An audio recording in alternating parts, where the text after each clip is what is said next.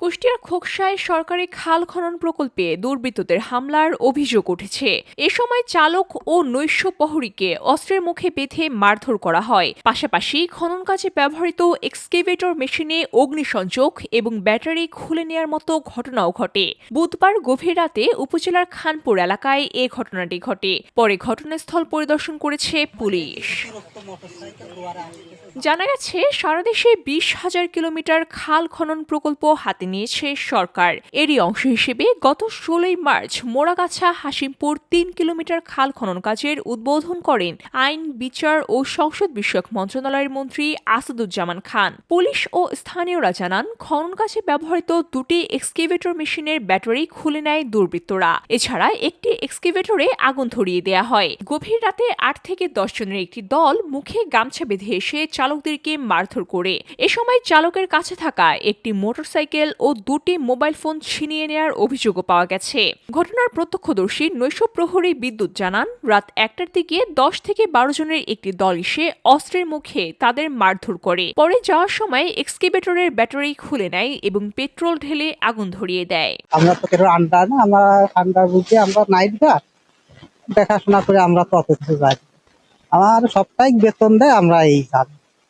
তারপরেও অনেক মারি টারি লাস্ট পর্যায়ে কি করলে যাওয়ার সময় পেট্রোল ঢালিয়ে আর ব্যাটারি খুলে নিয়ে পেট্রোল ঢালিয়ে আগুন ধরা দিয়েছে।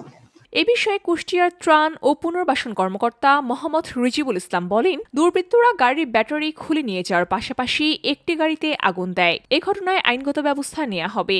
গতকাল রাতে আনুমানিক আমরা যেটা তথ্য পেয়েছি, 11টার দিকে কোনো দুষ্কৃতকারী কিছু লোকজন মুখোশ পরা তারা এই গাড়ির ড্রাইভার এবং গাড়ির যে এখানে যে নাইট গার্ড থাকে তাদের মারধর করে গাড়ির ব্যাটারি খুলে নিয়ে গেছে এবং গাড়িতে যাওয়ার সময় গাড়িতে আগুন দিয়ে দিয়েছে। এ বিষয়ে খোকসা থানার ভারপ্রাপ্ত কর্মকর্তা মোল্লা জাকির হোসেন বলেন, গভীর রাতে মুখে গামছা বাঁধা অবস্থায় দুর্বৃত্তরা চালক ও হেলপারদেরকে মারধর করে এক্সকেভেটরে আগুন ধরিয়ে দেয়। পাশাপাশি মোটরসাইকেল ও মোবাইল ছিনিয়ে নেওয়ার মতো ঘটনাও ঘটেছে।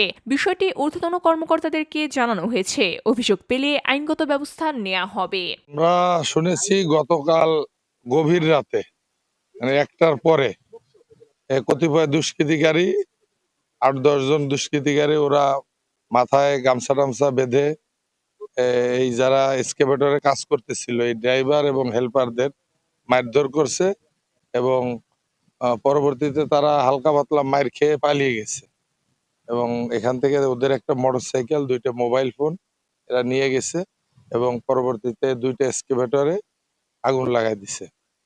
তো আমরা এই খবর পাওয়ার সঙ্গে সঙ্গে আমাদের 2টা পার্টি এখানে আমরা পাঠাই, দেখে যায় এবং আগুন ফায়ার সার্ভিসের মাধ্যমে আমরা নিয়ন্ত্রণ করি।